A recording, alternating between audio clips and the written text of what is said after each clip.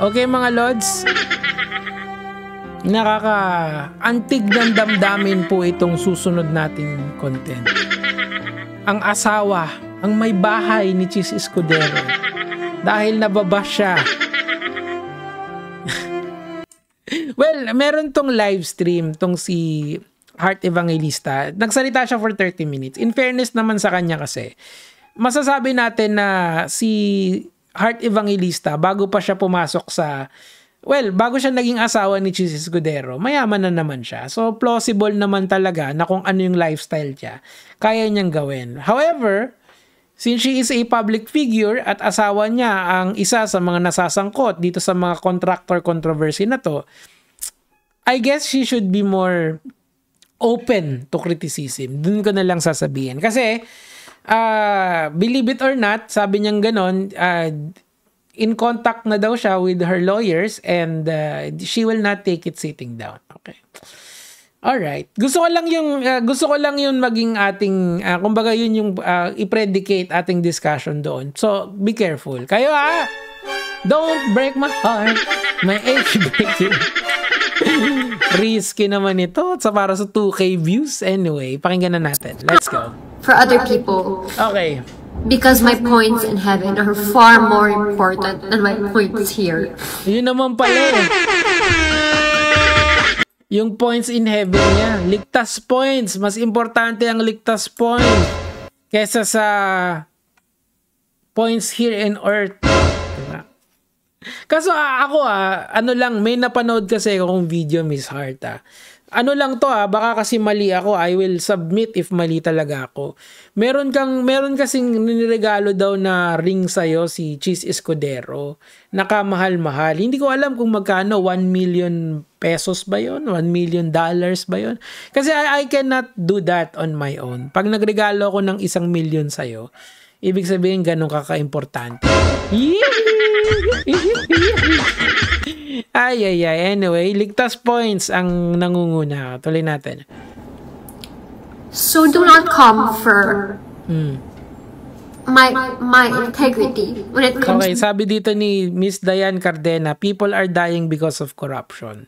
Well, in fairness naman kay Chis Escudero, yung tinanggap niyang salapi galing sa contractor ay sa Sorsogon. So, ang tanong na lang doon, sa Sorsogon ba, marami bang tiwaling flood control projects doon? Kasi, of course, hindi naman natin pwedeng sabihin kung ano yung kasalanan ni Chis Escudero ay siya ring kasalanan ni Heart Evangelista. That is technically unfair for her. Kasi hindi naman, sabi niya nga dito sa live stream niya, may prenup daw sila ni Chis. Ibig sabihin, kung ano yung kay Chis, yun yung kay Chis. Kung ano yung kay Heart, yun yung kay Heart. But the thing is, ma'am, sana hindi, kasi if you don't know kung ano yung ginagawa ng asawa mo sa politics, well, that's really not something, that is very hard to believe na hindi mo alam yung ginagawa ng asawa mo behind the scenes sa politika. 'Di ba? Kasi asawa ka niya eh. Ako nga, alam ko yung ginagawa ng best friend ko eh. Hindi nga kami kasal eh. Best friend! What's up? Dali na natin. My work. Because God damn it, I work so hard. Well, naniniwala naman kami doon. Pero, yung work hard mo kasi worth millions.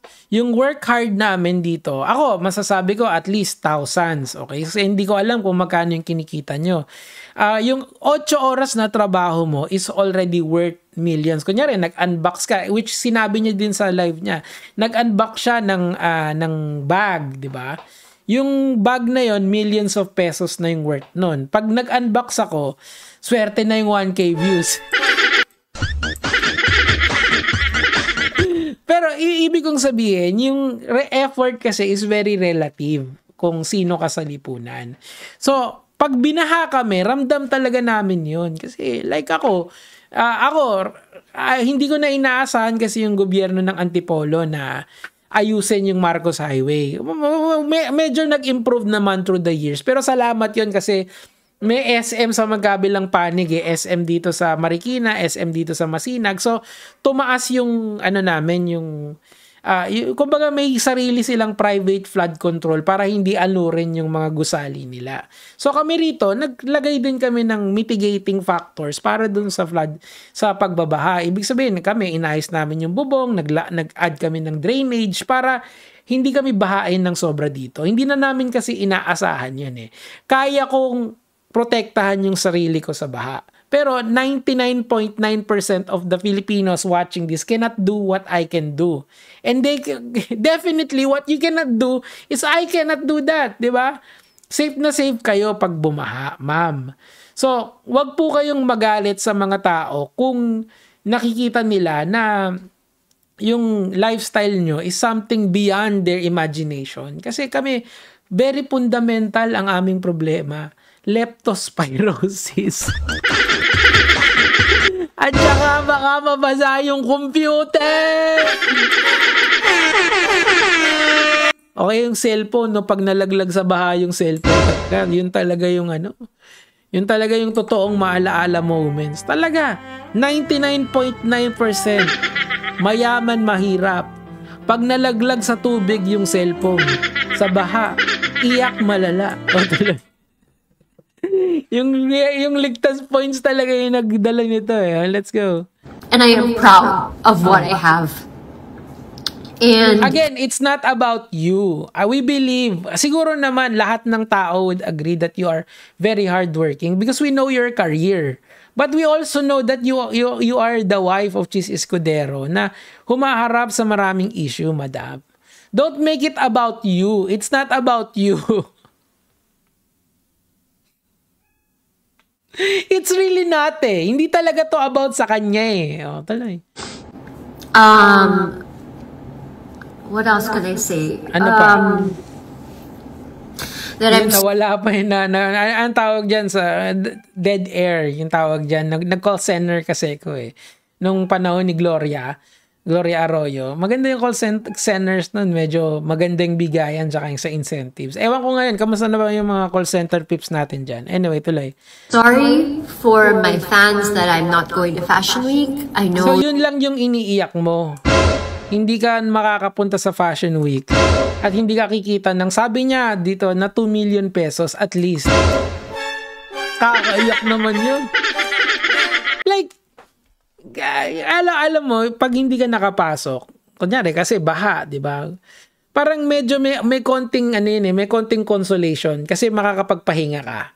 'Di ba? Yun yung parang okay, sige, hindi ako makakapasok, chill na lang ako rito, nod na lang ng YouTube. Mag-binge watch ako kay Nico David. Uy, self promotion. Bibinge na lang ako kay mga kaaway ni Nico David, papanoorin ko. Titingnan ko kung bibilangin ko kung may tumubong buhok na kay Banat Bay. O kaya titingnan ko si best friend, 'di ba? Pero alam mo yun, hindi siya pupunta sa Fashion Week for now. Kasi syempre yung Fashion Week siguro sa ibang bansa yun. So hindi siya kikita. Sasakripisyo niya yung milyon na kikitain niya for this solidarity. Kasi isa rin tinapik niya dito yung hindi niya pagpunta sa dito sa EDSA, 'di ba? Si Kong nga nabash eh. Nag-promote lang ng Solid North, nabash eh. Hindi ako rin eh kasi hindi rin ako advice na pumunta dun sa ganun eh. Kasi syempre, controversial din ako eh. Alam ko naman din yung mga pagkukulang ko sa taong bayan kasi hindi ako nag-i-explain ng maayos dun sa ibang issue ko. So ako, nahihiya na lang ako. Pero I'm not going to take it against the people for being angry sa akin. I'll take accountability doon. Kaya nga tinutuloy ko na lang yung laban kahit anong mangyari. Sana Miss Hart, don't make this about yourself at saka yung ligtas point mo sa heaven because this is not about you. It's about the people's money and the allegation that your husband, no less than the former Senate President of this country, is somewhat involved yan sa flood control issue na yan. We're not just talking about barya-barya. We're talking about millions of pesos, trillions of pesos wasted. And we can, nararamdaman namin yung problema, di ba? So, di ba? May mga, kita mo, anong nangyari kay Chavit Singson doon? Binu, di ba? Anong nangyari kay Ipi doon? Bawal, epal. Yung mga DDS doon, nakipagsuntukan, di ba? So, if you are in the government there, you are not really, hindi ka welcome doon, di ba? Gets nyo? Unfortunately for you, husband mo ay isang public official, not just a public figure, he's a public official. So, allow the people to be angry kasi hanggang doon na lang yun at this point in time. Buti nga hindi nag-aklas yung mga yan at sumama sa Mendiola People are still, meron pa rin silang puso kahit papano. They can still be resilient. But people want accountability. And if people are trying to be angry sa'yo, let them. Konti lang naman yun Di ba? Ako nga, hindi na ako nagpapatay ng comment section Bahala kayo dyan. Bablock ko na lang kayo. Bahala kayo dyan. Best friend naman That, you guys say, laban, ganyan. I really appreciate you, but honestly, I don't think it's the right time for anyone to, especially from our country, to be going to Fashion Week because... Oh, very good. Very good. Hindi ka kikita ng million this week. Magpahinga ka na lang dyan, ma'am. Diba? And kung meron man akong takeaway dito, wag nyo na makasarin dahil wala silang anak ni Cheese. Diba? Alam mo yung pinsan ko, si Kim Lacson yung pangalan na, shoutout sa'yo bro. Sobrang crush na crush si Heart nun. Sobra talaga. Nung araw, di ba kasi mati ni idol yan si Heart Evangelista So, talaga yun? Talagang pinanonood nyo si Heart. Meron pa siyang nun, parang yung mga pictures, yung mga malilit na gano'n. Ewan ko naabutan nyo yun Tapos yun, nahuli niya ako, nagjajakula. Pinagjajakula lang ko si Joke lang yun, joke lang. Joke lang, baka gawin siya yan. Joke lang. Joke lang. Just to lighten up the mood kasi medyo baka masyadong tensionado tong na to. I understand her kasi of course she also has emotions, but the thing is please understand the anger of the people na kung bakit sila galit, 'di ba? And ang problema doon, nasa gitna kasi yung asawa mo, madam. Umamin yung contractor na nagbigay ng 30 million. Anyway, yan lang naman po yung sa akin for today. Para sa akin, meron kang 3 ligtas points. Gege mga